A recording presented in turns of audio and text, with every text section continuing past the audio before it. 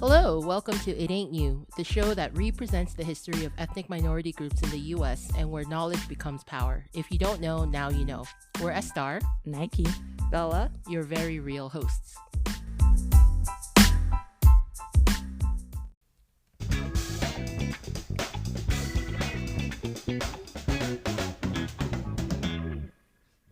Again, our friend Martin is a kid's version of Dr. King and his story and his legacy.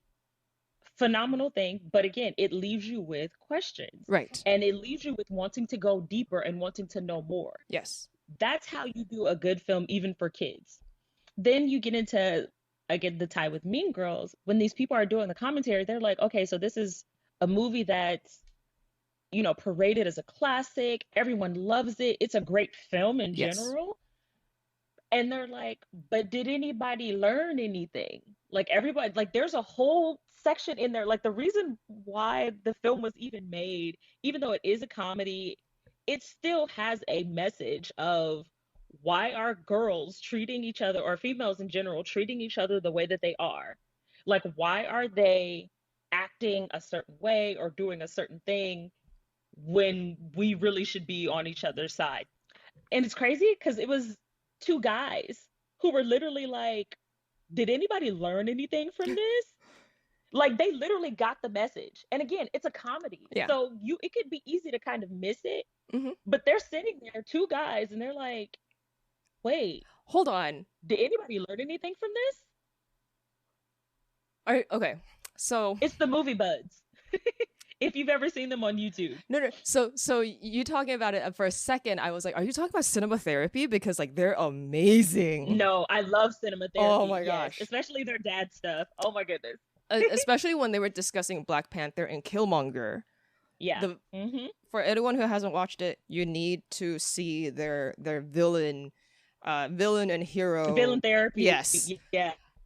It discusses so many things. It's one of the reasons why I went back into rewatching the MCU, and why I started watching a lot of these films different, and why I also still believe what I believe about what we're talking about the last session that we're talking of Daejangum, where the core of the story, strip away the ethnicity and nationality stuff, the core of the story is so well written. That is why that film and that drama, was as popular as it is. Right. Not because cultural proximity. Right. Like, no. It's because the core of the film is that good. Right. Anyway, exactly. So Mean Girls, Buds. Yeah. And so they're like, did anybody learn anything from this? Like this, like they're like the point of the movie is actually very clear. Like the message is clear.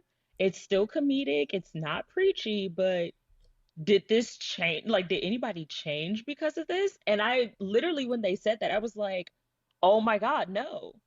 But that doesn't take away from the movie. The movie definitely was like, this is what I'm trying to tell. Yeah. Us ladies need to stop treating each other like this. Yeah. And I'm just like, wait. And also, cinema therapy does a version that they do talk about the Mean Girls too.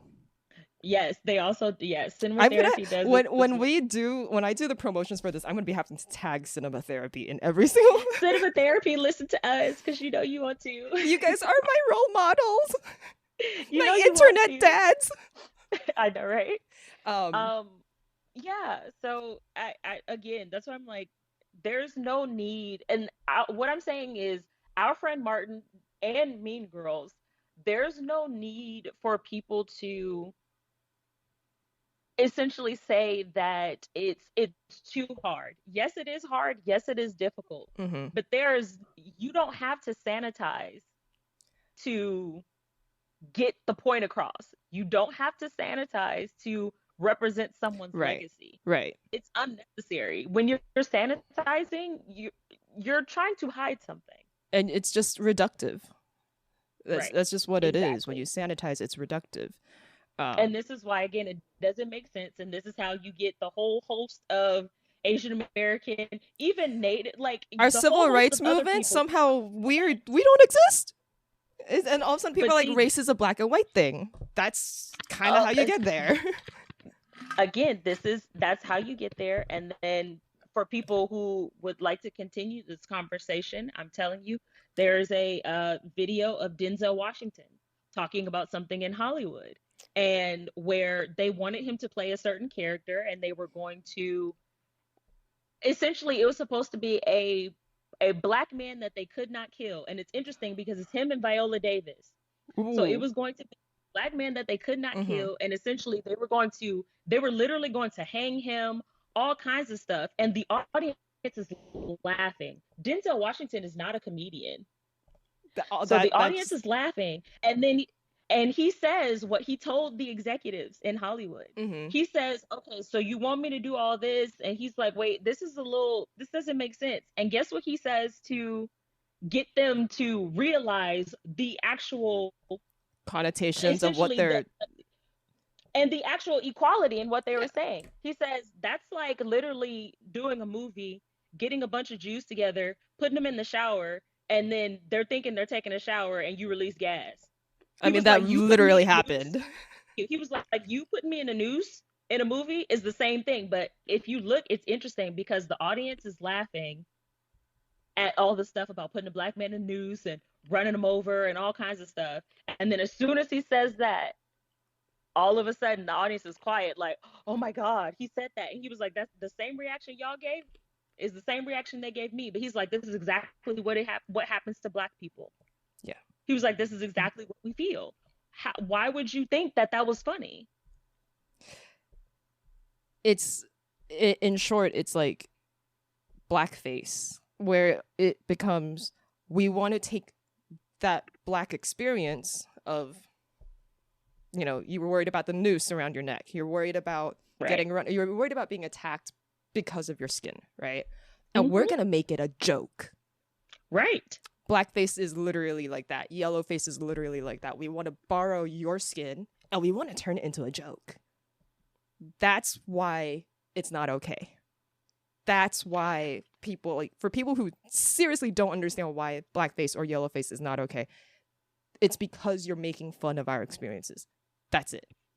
That's pretty much the biggest reason for why it's not okay. Right. And this is why people still don't understand Jordan Peele. Sorry, but that's why y'all don't understand Jordan Peele. That's why people don't understand the Boondocks. When I was watching Get Out, psychological thriller aside, right? I was sitting there and I think I clocked literally the rest of the audience was white.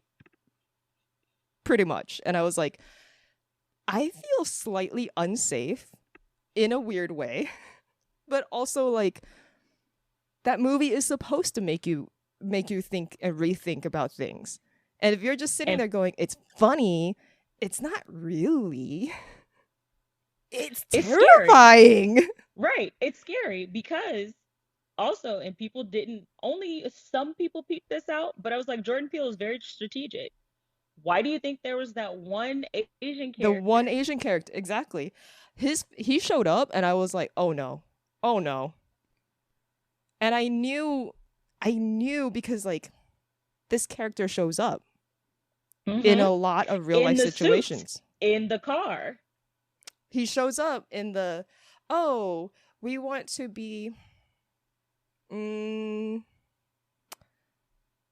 I don't even, ambivalent's not the right word. There's a space, right? I was like, there's a space that exists where it's like you're trying to play both sides. Mm-hmm. You don't want to be, again, what does it mean to be a colored person, a person of color? What does it mean when, it says segregated, right? Where do the Asian Americans fall on this scale? When you say, hey, the bus is segregated, where do the Asian Americans sit?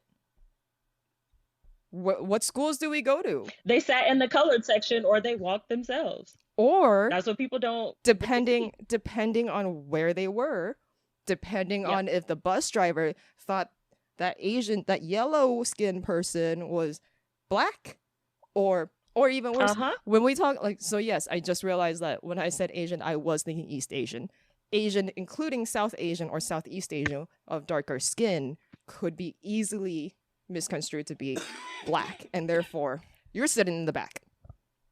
I mean, look at LA and New York when there was an uptick in racial profiling. Mm-hmm. How many, when they were actually, essentially rounding up black and brown folk, this was including a lot of Indians, Mm-hmm. because They these can't were tell. darker skinned Indians, and they were like, well, you look black. Do we really? Do what is black? Yeah, what is black and what is colored? What is a person of color? Who fits into this? Because I'm going to use this argument against what it actually was used for, right? People saying, well, white is a color. Okay, well then y'all should be sitting in the back too if you're a person of color. Because if you're making that argument that white is a color, and then because in all honesty, I thought black was supposed to be the absence of light, so it technically would be the absence of color then. So well, yes, and we're not going to pursue the rest of that argument because it kind of doesn't go anywhere. No, that's what I'm saying. Like, Yeah. it doesn't. And I think for me, I tend to, and I know this, I tend to really respect people, even if I do think that they're wrong or I disagree with them. Mm-hmm. I still tend to respect them when they at least try to take their logic to the fullest extent. Yes. And they like abide by it. Mm-hmm. Like, I'm saying trying because there are situations in everybody, even in me, where it's like, you don't really think that far. And then you get there and you're like, wait a minute, that's not what I meant for that to be. Exactly. So like, I'm giving it, but I'm saying like people who try. Yes. But when it's a clear sight that like you're saying one thing, but you're doing another, or you're doing one thing and you're saying something else, Mm-hmm. I don't just question. I lose respect for you.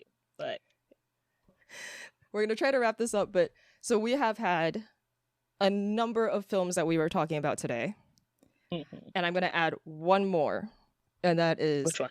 The Green Book. I just read, not the Green Book, but someone actually did a full, like, thick research book on that entire idea Of The Green Book? Yes. So for those who don't know, it wasn't just that one that was happening. Yeah. Are So you gonna plug the movie? I just want to, know, just because I actually boycotted that movie. The talk around it was at that time was that the subject matter is really important, but it made less of a big deal about how white people were doing this. Oh. And so I was like, again, a form of sanitization, right? So Right. And so so even though I wanted to know what it was about, I was like, okay, I don't want to know another sanitized version of this, especially when this made such a difference, like a life or death difference in people's lives. And so I actually boycotted that movie. So I have not watched that movie. So for those who have zero idea of what The Green Book is, at the start of our recording, I had read that portion of the I Have a Dream speech from Dr. King. And in it, he talks about the safety of travel for Black folks. And the Green Book was starting in 1936, I believe. In the 1930s, they started publishing what is called the Green Book, where it basically shows Black folks where they can travel to safely and they can get lodgings and food.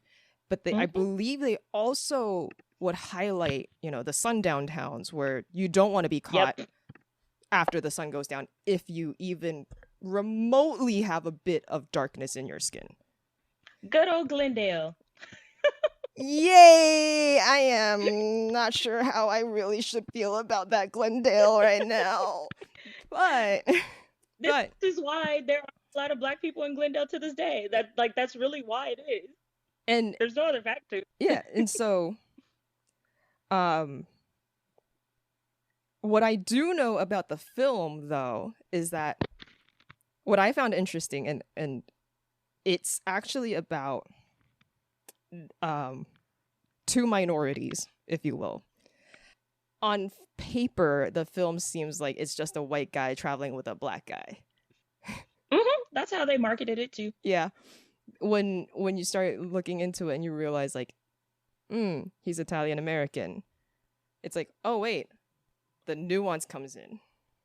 The nuance of that time period comes in. So I'm interested. But yeah, that's just one of the many films that we've dropped and the many actors that we've kind of mentioned in this recording. So it's always been a film that I've been like, hey, I want to watch. And yes, when I was younger, it was mainly because of Viggo Mortensen. I mean, Mahershala Ali is an acting treasure too. Yes. So I almost watched it for only him. Mahershala Ali. Oh, really? But I stuck to my guns and still didn't watch it. I also boycotted Oppenheimer for the same reason, because I didn't want to watch a sanitized version of history. So that's my act of resistance. I did watch Oppenheimer.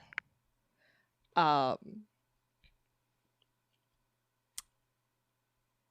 gonna have to. I think here's what Oppenheimer has done for me is I want to go a topic and read, for another I want to read the sorry, biography at this point. But yes,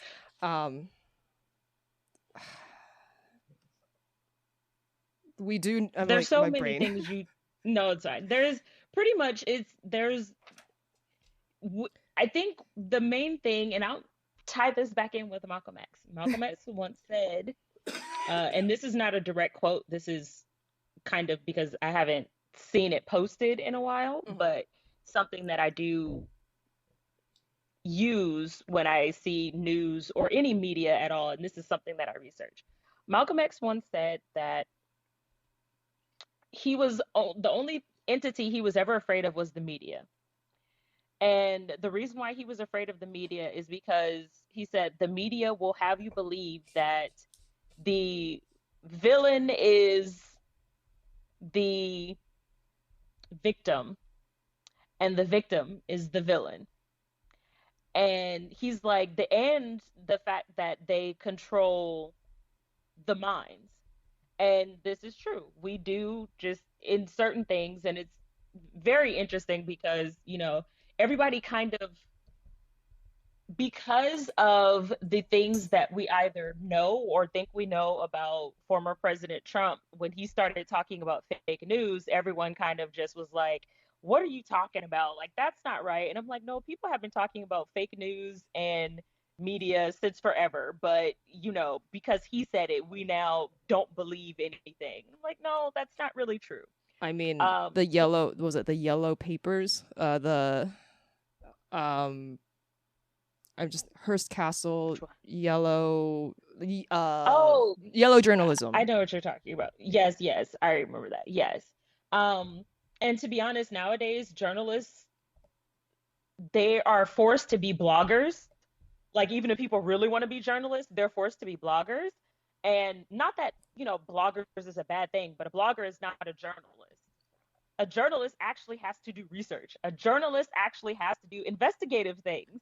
A blogger does not necessarily have to do that. A blogger can just put their opinions on there and it's there. But that doesn't necessarily mean that they're an expert, and it doesn't give them, anything else. But so media, again, and because we do have mass media like Fox and CNN and all these places, they are all paid for and controlled by different what you think it is. Controlled by money. Exactly. So again, like Malcolm X said, they will have you believe wholeheartedly too. Like, how we say people say it with their chest? And he didn't say it like this, but this was, they will have you believe the villain is the victim and the victim is the villain. And so in all of these things, when we watch whatever media form it is, do not take that as truth. Even when you look at documentaries are supposed to give you more, but still, don't take it, I'll say this, don't take it as surface level or at surface level. Because there could be stuff like here, because I didn't really get into it, I randomly said that, Thurgood Marshall and Cesar Chavez were, in-laws. No, they just talked about each other like they were in-laws. Yeah. They were that close, that they regarded each other like brothers, and actually said this like out loud. But I essentially got the stuff wrong. So all in all, watch these things. They're kind of interesting to look at, but definitely watch it with a slightly critical eye. So I want to credit this to the cinema therapy internet daddies over there. Watch it with their brain turned on. Right. So, especially when it comes to history. And yes, we like to study this stuff. Please don't have our words be like the only thing that you do research on or research with for these topics, because there's so much more that we're not saying, that either we don't know or we don't have access to that information. And this information's out there, so look it up, read it with your brain turned on, watch it with your brain turned on, think about it, think it through, and then you have knowledge and you have something that no one can take away from you. Thank you all for listening to It Ain't New, where if you don't know, now you know. We're Nyke, Bella, Estar. Please show us some love on Spotify by leaving us a rating or a review, and join our Patreon so we can grow and continue to give you all wonderful content.